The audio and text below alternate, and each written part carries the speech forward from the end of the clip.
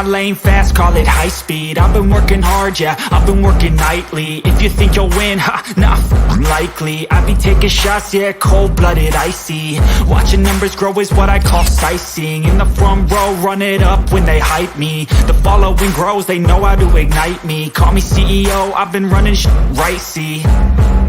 And I ain't playing games, I create my own lane, making pleasure out of pain, turning losses into...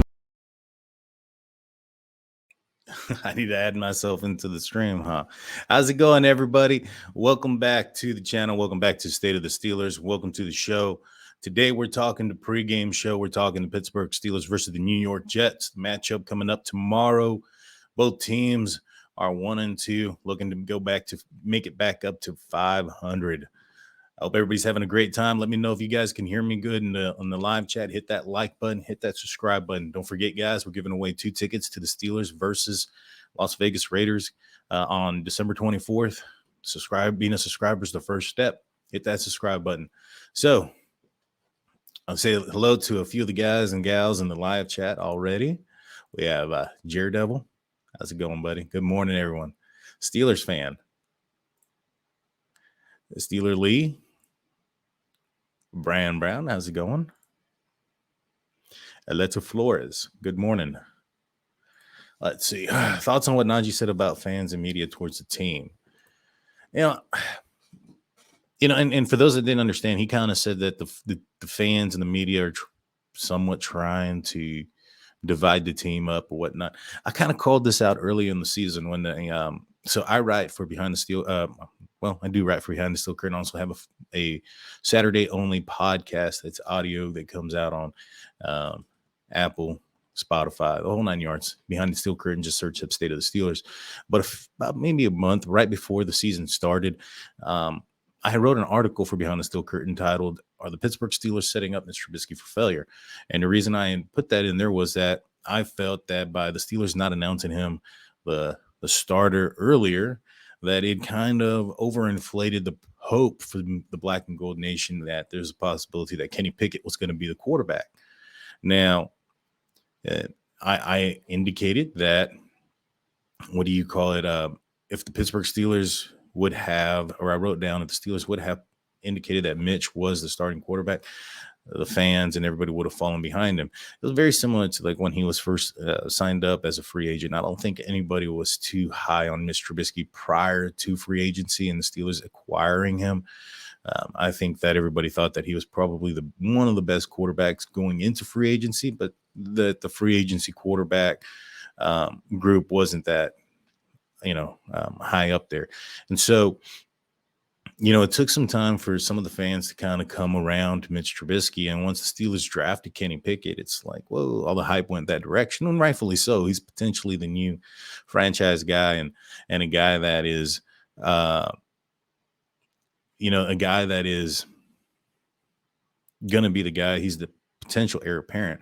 However, all the hype and everything went that way. And then when Mike Tomlin and the Pittsburgh Steelers refused to announce a starter so early, I think it kind of gave that hope. And when the Steelers announced it was going to be Mr. Trubisky, I think that was a big deflation, or however you want to. Everybody just felt deflated by the announcement. I know I did. I was going into it saying, you know what, I'm pretty sure it's going to be Mr. Trubisky. But in every conversation that I had with you guys or with myself or other Steeler fans, I always talk myself into, well, maybe it is Kenny Pickett.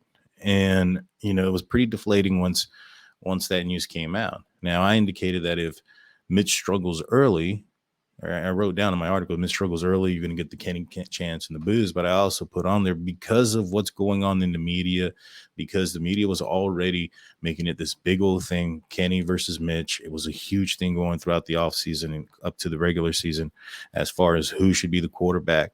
That I felt if Mitch struggled early, then that question was going to come out from the media to the players. Hey, do you feel confident in your quarterback? Do you feel this? Do you feel that?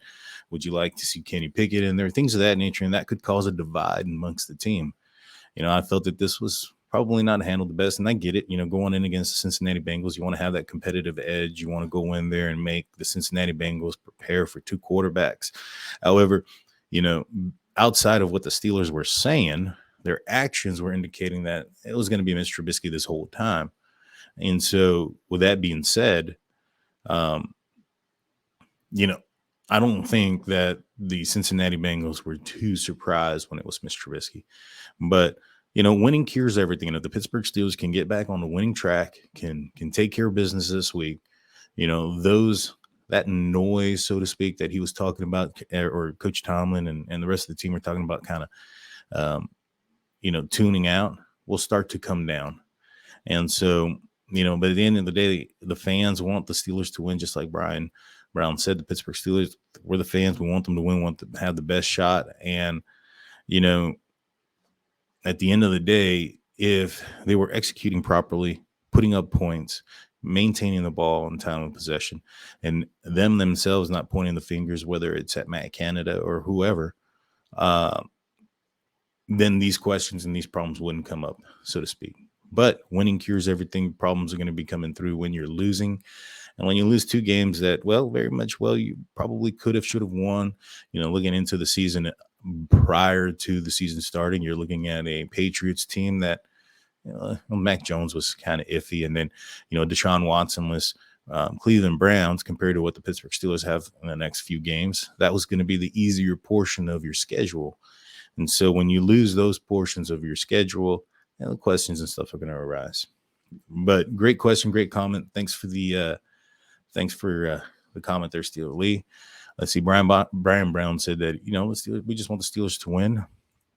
And then he goes, I know as a Steelers fan, I don't want the team divided. We want the team to win. I personally don't care if the defense does the scoring or if the Steelers win 2-0. I could care less as long as we win 100. Yes, sir. That's exactly true. I think that's the goal at every game. The Pittsburgh Steelers need to win. But there's a cost to each win. You look at, or a cost in the way that they're playing, so to speak. You look at the first game, it came with a win, came at a cost of the reigning defensive player of the year. And the reason, in my opinion, is because the offense couldn't maintain the ball. And that's not a formula for long-term success. And so, the Steelers offense has surely struggled early, but I do think that they're getting a little bit better. I put out a video yesterday on the upside of Mr. Trubisky. And I'll be honest with you, I got a little bit of hate across the board. But when you look at the video and you look at the plays that he's made, it comes down to me as far as execution and it's like inopportune mistakes at the wrong times. And it's not just on Mr. Trubisky. You have Matt Canada, who's calling some questionable plays every now and then, getting away from the run when it's working, especially in the, when the Steelers are up in the second half, come against the Cleveland Browns, even though it was by 1, kind of abandoning the run at that point was probably not the best idea. And then you have sometimes Mr. Trubisky misses some throws, or he throws it over the wide receiver in an uncatchable position. And then you have times where the receivers are dropping the ball. There's miscommunication. And then there's some unfortunate penalties that kill drives. And it's not like one of those things is happening, or all those things are happening on one play or drive that killed one drive. It's like one of those things happens on every drive, and it kills every drive. And it happens early in the drive, so the drive isn't sustainable. And so time of possession gets out of control, and it just becomes a snowball that grows, so to speak. But, I've seen less than that in the last game. And then, and I feel that the Steelers are playing better offensively. I just hope it's not too late. There's been a lot of injuries right now. Akila Witherspoon is going to be out with a hamstring injury. And recently, here in the later part of the week, Cam Sutton was put on the injury report with a groin. And so, I'm actually probably, I want to say happy. I'd say I would prefer to have played or to play Zach Wilson in this game because of that. Joe Flacco has a strong arm. He's been in Heinz Field, or Acrisure. I'm sorry, that's the first time I messed that up. He's been in Acrisure Stadium. He knows the gravity of the way the stadium works and the wind and the whole 9 yards. And so he's won games in Acrisure in the past. With the issues that we have at our outside cornerback position, I'd prefer Zach Wilson, who struggled last year, hasn't participated much in training camp up to this, or hasn't participated at all up to this point. Had one game in preseason where I believe it was the first drive where he injured his knee. And so, he's coming in. The field's probably not going to be the best tonight. Pitt Panthers have a game in Acrisure Stadium. It's supposed to be raining. It's a night game. Tomorrow morning, it's supposed to be raining. So I anticipate this being a muddy field. The defensive backs are going to be a little bit compromised when you have Cam Sutton with a groin and Akila Witherspoon out with a hamstring. And so Minka Fitzpatrick, he cleared protocol. He cleared the concussion protocol, so he'll be back out there. Now, the best friend of the defensive back is going to be a pass rusher, or pass rush. So Alex Highsmith versus Connor McDermott, the third string career back at left tackle, blocking Zach Wilson's blind side, is going to be key matchup in this game, in my opinion. If Alex Highsmith can cause havoc back there and create a lot of pressure, that's gonna help our defensive backs who are a little bit injured right now. And so, Connor McDermott, he's a third stringer. In fact, both of the tackles for the New York Jets have been plagued with injuries. The Jets have placed, I think, George Fant was his name. Yeah, George Fant. He was the most recent tackle to be placed on IR. He's the third offensive tackle for the New York Jets to be placed in IR. So Malik Reed is going to have to step up in this game, and so is and I think Alex Highsmith is going to have a huge game, and the Steelers are definitely going to need to have that if they're going to want to have some kind of success on offense.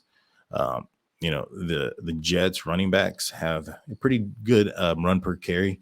They have to kind of get away from the run because they've fallen behind so much. So the Steelers are going to have to do the same thing. This can't not be a game where it's a close one trying to finish it out in the end, because this is a team that very much well could beat us on the run. This is a team that you want to make them one-dimensional. You want to make them have to pass the ball, especially with the injuries and especially with the inexperience right now of Zach Wilson this year, coming back on in a rough area on the road against a strong Steelers defense. This is a good matchup for the defense, and if the Steelers can exploit that offensive line and cause havoc and create pressures back there for Zach Wilson, I see the Steelers, holding this team down to maybe just a couple, a few field goals. I don't think this team can get in the end zone. But if for whatever reason, maybe the mud or whatever the case may be, if the defense can't get home on the front line and they can't get to Zach Wilson, it can be a long day because these defensive backs are hurting. They're hurting very much. But yeah, I'm going to take some of your comments and questions, guys. This is the Q&A. Let me know what comments and questions you guys have. Brian Brown says, do you know the Steelers have scored 4 total first quarter touchdowns the whole time Matt Canada has been OC? That does not surprise me. I didn't know that stat. However, that does not surprise me when it comes to that. But the Steelers have been playing poor in the first quarter and the first half of games for a while, even prior to Canada. But what that kind of leads me to believe is that the script that is going down to begin the games is probably not the best. And that's very concerning towards when you have an offensive coordinator, because the script that you have goes based on the tendencies and everything that you have scouted on the opposing team. And these are the best set of plays that you feel that are going to work the best. Now, of course, there's some changes and the teams will do some things that are different and try to throw out looks that, the opposition hasn't seen before. But to only score 4 touchdowns in the first quarter, it's not surprising. The Steelers have been notoriously slow starting off the gate, going back to Randy Fichtner and Ben Roethlisberger. But yeah, no, man, it's poor. That is poor. Matt Canada is definitely on the hot seat. I think that his seat would be a lot warmer if this was still happening with Kenny Pickett in the game. He kind of has an excuse saying, hey, I got Mr. Trubisky. It's not like I have Ben Roethlisberger in his prime, running the offense. If we can change the names and the faces around to players that aren't, the Steelers, let's just say Eli Manning at the end of his career, he didn't look so sharp. It was time for him to go. And if the next person they brought in was Josh Rosen, would you really put a lot of blame on the offensive coordinators if that was their two options, an old Eli Manning and a 4 or 5 year vet, Josh Rosen? It goes both ways, so to speak. And so, it's early on in the season, especially this season. I was looking at the schedule for last year, and or the records from last year, and there were some teams there that were 3-0 that ended up pretty bad last season. In fact, tonight I'm going to bring that up in my podcast with Nathan Hines from In Hindsight and Mark Davison from Steelers Nation Australia. And we're also going to have David Engel from the Here We Go show as a special guest on the Unofficial Steelers podcast. It's a merry-go-round podcast that jumps from one channel to another. It's our gimmick, or our saying is, it's so unofficial it doesn't have a home. And so it was recently on my channel. It's going down to Mark, and then it'll go to Nathan's. But tonight at 8 p.m. Eastern, it'll be on Steelers Nation Australia. We're going to be previewing this game as well and talking to more Steeler fans. So I highly encourage you guys to go out and check that out. Let's see what else we got. Lou Dutrick says, going to the game and taking our good juju with us. We can win with the solid offense and defensive performance. I agree, Lou. And I think the offense is coming along. They're coming along a little bit slowly, but when you look across the league, there are certain players and certain, like for instance, you had Matthew Stafford struggling early, Russell Wilson struggling early. These are all teams that might take some time sometimes to get going. The Steelers have been one of those teams notoriously to be doing that. They've struggled early for a while, whether it's early in the season or early in games. Let's see. Sierra Lee said, would it be a shock if Kenny sits the entire year? I think that outside of injury, that's the goal from Pittsburgh Steelers and Mike Tomlin. I think that's what they want. They don't want to play him. Jake Glazer is a good friend of Mike Tomlin, and he indicated last season that that Mike Tomlin didn't want a rookie quarterback in. He didn't want to have to deal with that. And so there's been some reports that have come out that the Steelers want him to get a little bit bigger before they play him out there. He's a little bit on the smaller side as far as frame goes.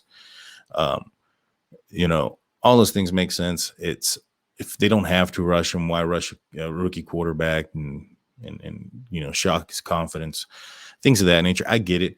But, outside of injury, I think that's the game plan for Mike Tomlin and the Pittsburgh Steelers, is to sit Kenny Pickett the entire year. I don't think they plan to fail. Mike Tomlin has said this many times. They don't go into a season saying, all right, if this guy doesn't work out, we have this guy as a backup. Their plan is always the first guy that they put in is going to be the guy. He's going to be the starter. And if things don't work out, then they'll make moves instead of statements, as Mike Tomlin has stated before. However, I think that's the goal in this situation. But, if the offense doesn't do well, even if it's not Mr. Trubisky's fault, the responsibility and everything falls on the shoulders of the quarterback. So, even if, you have drop balls, you have penalties that are bringing you back, and it may not be Mitch's fault, putting in a new signal caller, getting a fresh, set of eyes out there, and maybe creating a spark could get the offense going. I mean, if you go back to 2003, and I know it's a different team, different players, different coach, but you had, a team that went 6-10 with Tommy Maddox. The following year, the Pittsburgh Steelers drafted Ben Roethlisberger. The players that the Steelers got for that free agency and that draft, I think outside of Ben Roethlisberger, Max Starks was the only player that became a solid player for the Pittsburgh Steelers out of the 2004 draft.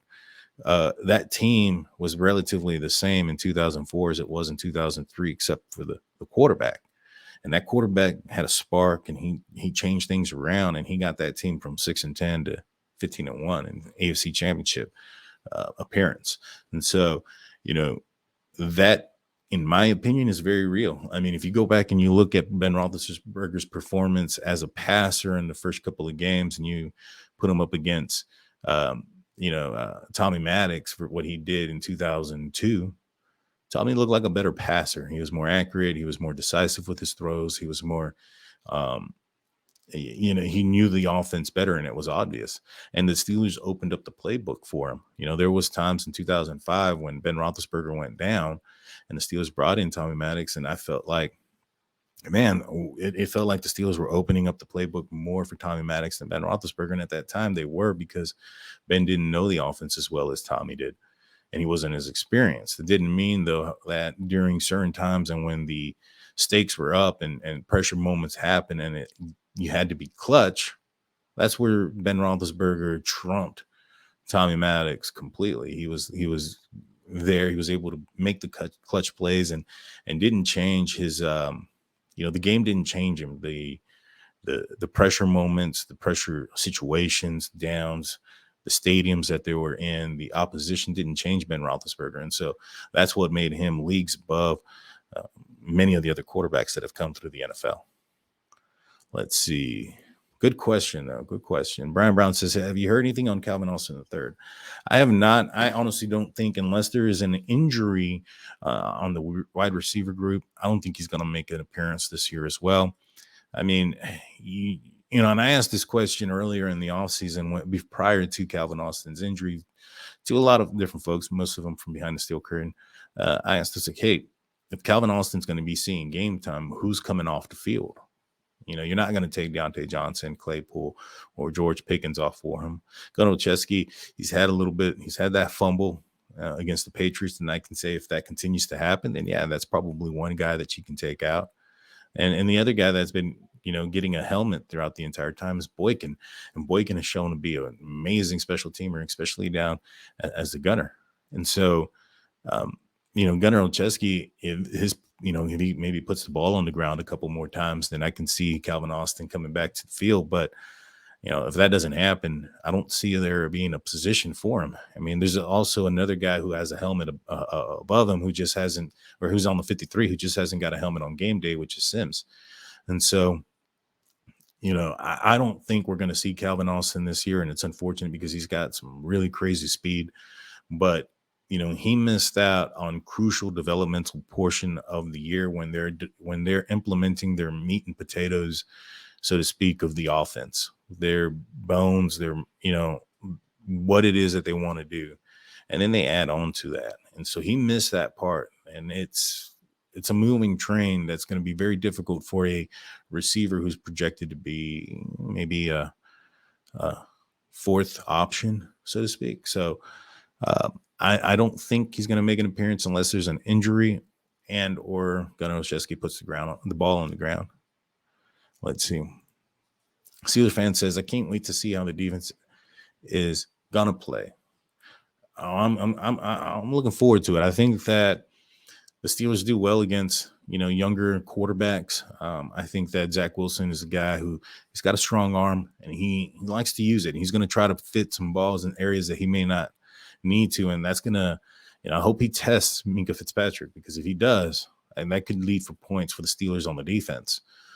He's wildly not rusty more than what I'm thinking. He hasn't played any of the games this year. He didn't play much of the preseason, and last year he wasn't the best either, and I think he plagued a little bit of injury as well. So it'll be interesting to see how the Pittsburgh Steelers attack this offense of the New York Jets. I expect them to run the ball quite a bit, and that's been a little bit of an Achilles heel for the Pittsburgh Steelers. Now, the Steelers have demoted Alu and promoted Martavius Adams to kind of stop the run there. And when he's been on the field, the run has gone down. I believe the average, run per carry is over 4 yards when Alu is on the field, and it's under 3 when Martavius Adams is on the field. And so that's a big difference. And, Alu, he's older. He's coming off of an ankle injury that was a season ender very early in the season last year. And so he's missed a lot of football as well. He's 35 years old. Alu and Chris Wormley were two guys that I saw coming into this season that could have been on the edge there or fighting for one spot. I thought the Steelers were going to keep 6 defensive linemen. They ended up keeping 7. I thought that if they were to keep 6, that Alu and Chris Wormley would be the guys fighting for that one spot. I still think that. I mean, when you look at, Alu has been moved around a little bit this year, and so is Chris Wormley. There's several times where, especially against the Cleveland Browns, where he's being thrown to the ground, ragdolled from one side to the next. It's not a good look. And Nick Chubb, I believe on the play where Nick Chubb ran down and tried to leap over Minka Fitzpatrick, and need him in the head, which is the speculation as to where the concussion may have occurred or what ended up leading to the symptoms of concussion that put Minka in the concussion protocol. On that play, and I could be wrong, it could have been another one, but on that play, from what I remember, is Wormley's getting thrown out of the way. And so that's a concern. He's a little bit undersized, from my opinion, to be on the interior line. Chris Wormley, that is. And, I think that Martavius Adams, he's a former third-round pick. He played well last year when he came in for the nose tackle at the end of the season, really did help out the running game or the defensive run. And I think that, it's a good move. And I think the Steelers are going to, with the weather and the field and anticipating more running plays, the Steelers are going to try to make this a one-dimensional game where Zach Wilson's going to have to beat them. So I anticipate them stacking and loading the box as well. So it's going to be a good game. Garrett Wilson, the running back, he took a nasty hit last week, went out. I didn't think he was coming back in, came back in, though. He wasn't on the injury report, so he'll be good to go. Quincy Williams, their starting inside linebacker for the New York Jets, is also out of this game. And so, the offensive line of the Pittsburgh Steelers has been doing well. This could be a big Najee or Jalen Warren game if he can hold on to the ball.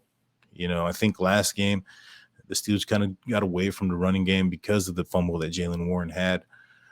If he can hold on to the ball, I think this is going to be a solid game for the Pittsburgh Steelers. Let's see. Great comment.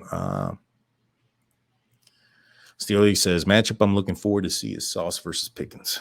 I would love to see that matchup if Mitch Trubisky would deliver the ball out there. That's one thing that I do have a huge, complaint about Mitch Trubisky is, well, I'm not sure if it's him or Matt Canada who's not designing the plays or the concepts to be thrown or even looked in the direction of George, but he's just being underutilized in my opinion. And he's coming open so much over the top. And, this is where, in my opinion, like a Mason Rudolph would have probably been the better option for George Pickens as a quarterback, because Mason Rudolph will throw it up there, throw it out there, and he can throw the ball pretty accurately down the field. And so Mr. Trubisky, he's got some flashes. He's got some throws where he's throwing down the field and it's a dime on the money. Then he has some that's like 15 yards out of bounds. So and it's just one of those things, man. You know what I'm saying? So I'm looking forward to it. I'm hoping that the Pittsburgh Steelers are going to, or the offense is going to design some concepts to get the ball into George's hands. And I think if they do, this could be a good game for George Pickens. He's open all the time, NFL open. I'm not going to say he's running naked down the field like Claypool was in the middle of the field when George Pickens had that crazy catch down the sideline. But he's running open quite a bit of the times. Good comment. Let's see. Brian Brown says, Matt Kennedy likes misdirection and gimmick plays. I thought Austin would be good for that. I agree. I do agree with you on that. I think that he's going to be the future for that.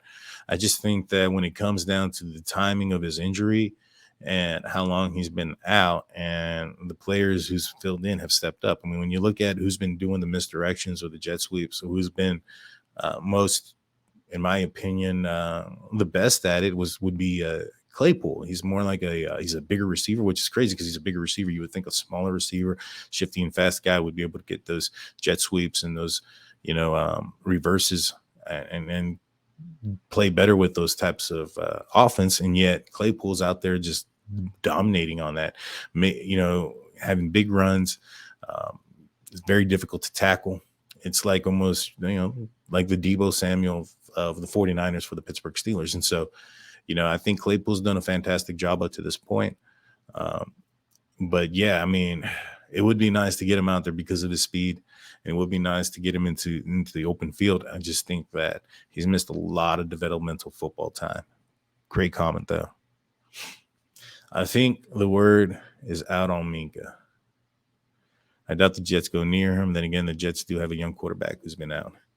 Oh, yeah. No, the word's definitely out on Minka. But the thing is about Zach Wilson is he thinks that his arm is strong enough and talented enough to get it through anybody, which is why he's had a few interceptions in his career. And so, I think the Steelers also, he's inexperienced and he's young. If Minka can bait him, which I think he can, he's a very intelligent player. I think Nick Saban had said that he was probably the most smartest defensive players that he had coached and things of that nature, and really talked up Minka Fitzpatrick. He's a very smart player. He can bait Zach Wilson into thinking or getting him to get greedy, so to speak, and try to take a shot down the field, thinking that they're in one certain coverage or not, or another. I think he can bait him in and get a couple of picks, or at least one. I think he's going to have a big game if Zach Wilson goes towards his direction. I think that the injury report is out there. Cam Son has been dealing with a groin, so I wouldn't be surprised if Zach Wilson targets Cam Son. So it'd be probably opportunistic to have Minka Fitzpatrick over Cam. But I think this is going to be a good game, yo. I think this is going to be a good game for the Pittsburgh Steelers. I think this is a get-right game, get them back on track. I know there's a lot of, negativity about the schedule that is upcoming, but, it's very early in the year. There are many teams that come off hot early and stumble and are really, really poor down the line. And there are teams that come out, really stumbling and then end up being a competitor.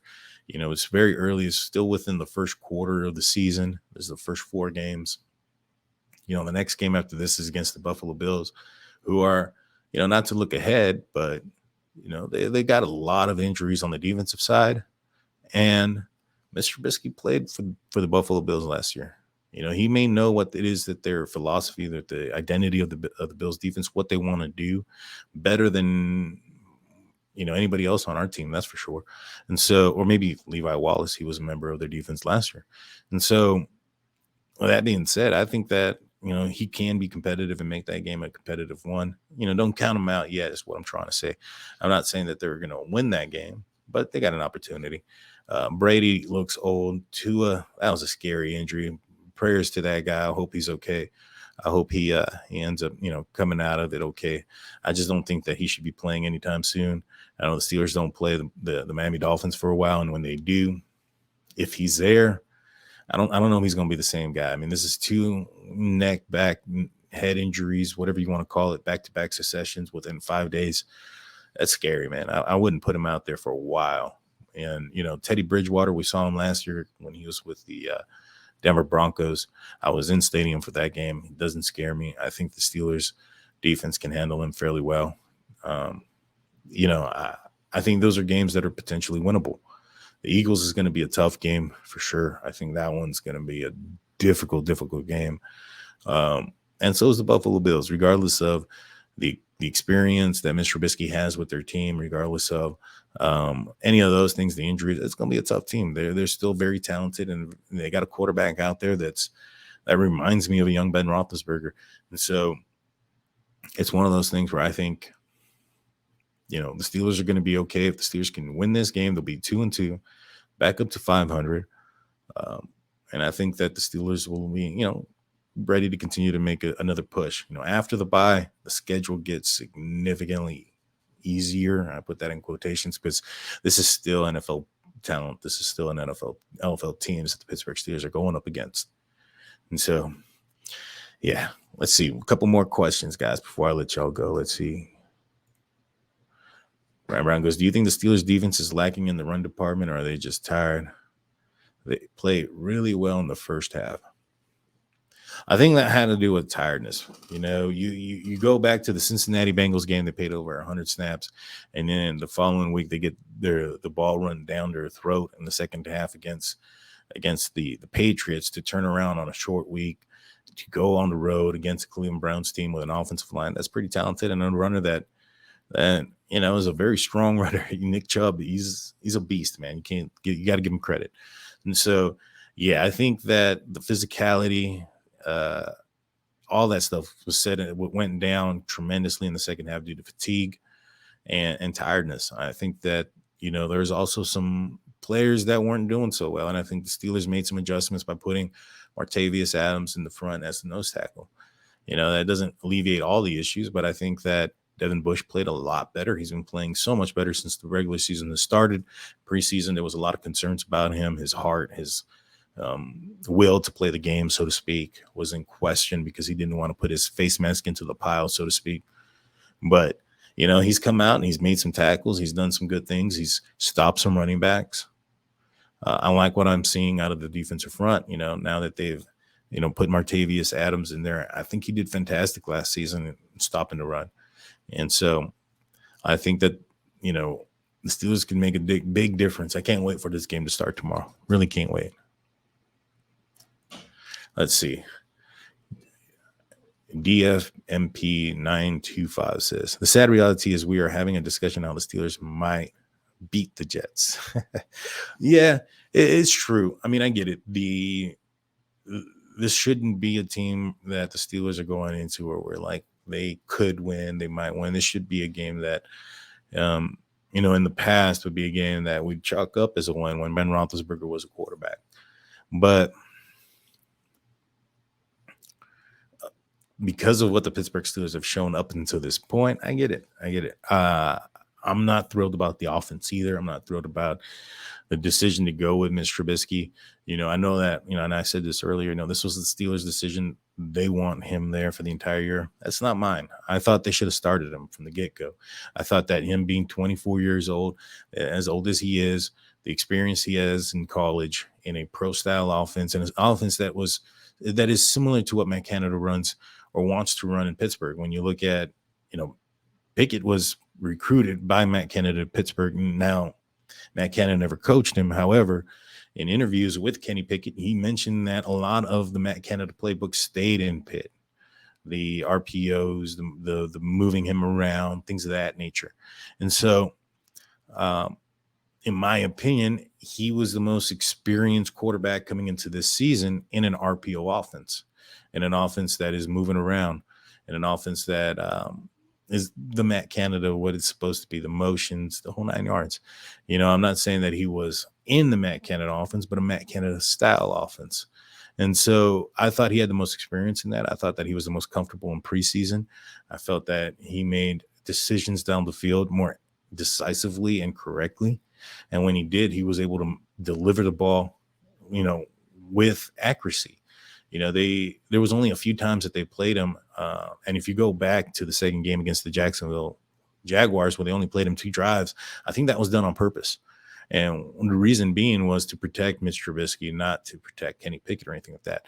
In my opinion, he went out there, Kenny Pickett did, and outperformed Mitch Trubisky, who had almost 2 full quarters, and Kenny Pickett outperformed him in a couple of quarters and a couple of drives. If Kenny Pickett would have come back out in the third quarter and participated in the majority of that third quarter, going up against a second string, defense, he would have definitely outshined Mitch Trubisky. And at that point, the crowd, the noise, the media would be 10 times louder than what it is now.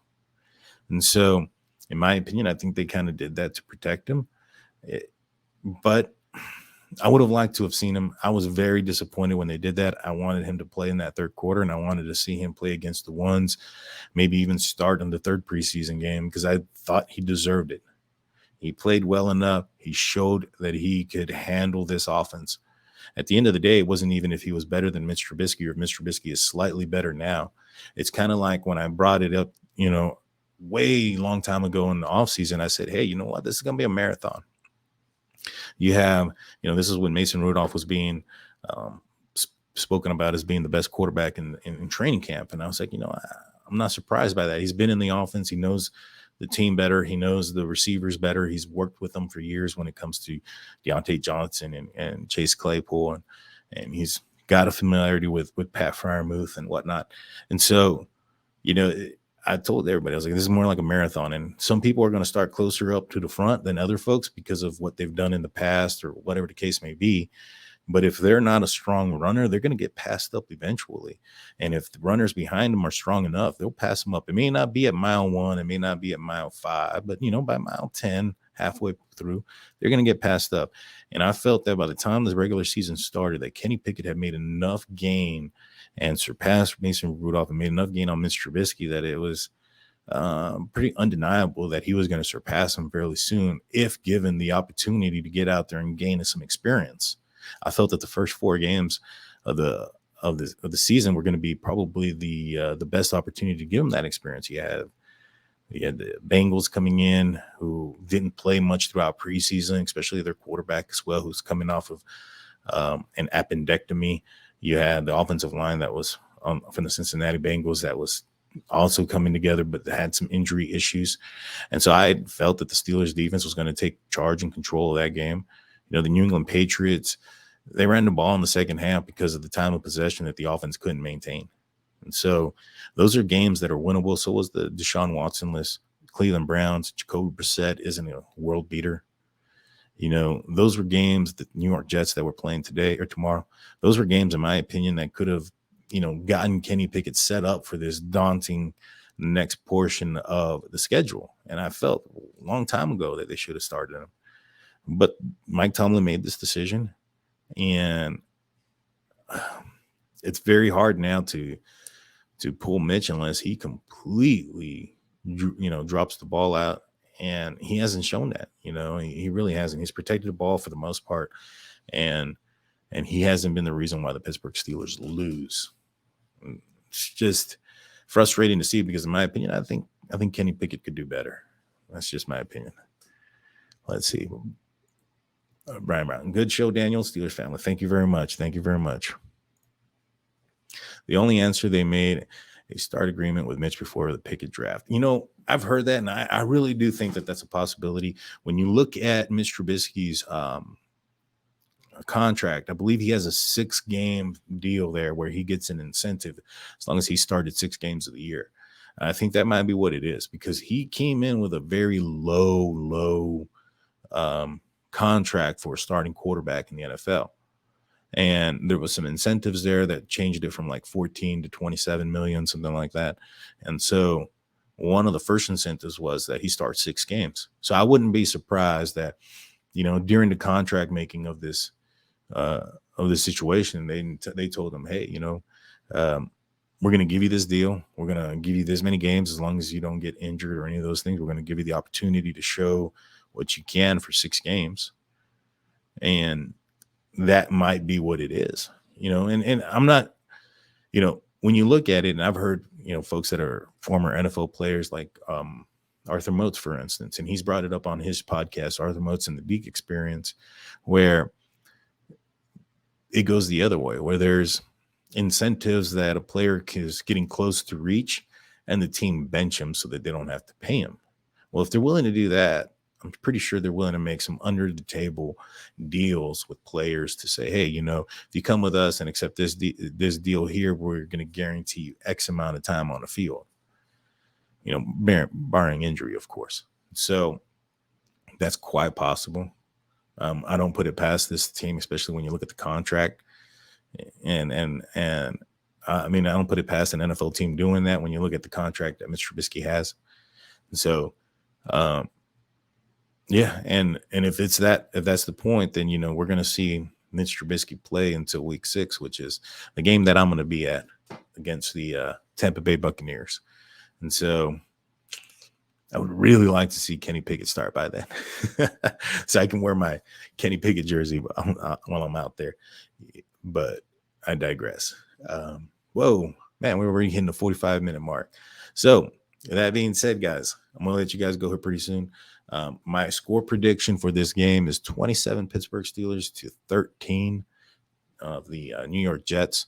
I think that the Steelers are going to take control of this game. I think that the defense and Minka Fitzpatrick, they're going to get some turnovers and give a short field for the Pittsburgh Steelers. And I think the Steelers are going to capitalize. I think this is the week the Steelers offense gets it together and stops making those little mistakes that are killing the drives. I think they become more efficient this week.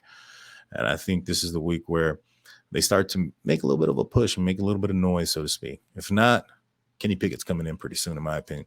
If the Steelers drop this game and go down to 1-3, I know they're going to give him the Bills game next week because it's a tough game on the road. But I don't know if he finishes that game. Let's just say that. I think that he gets benched in that game. If this game goes poorly and it starts to go poor next week, I think that might be the line.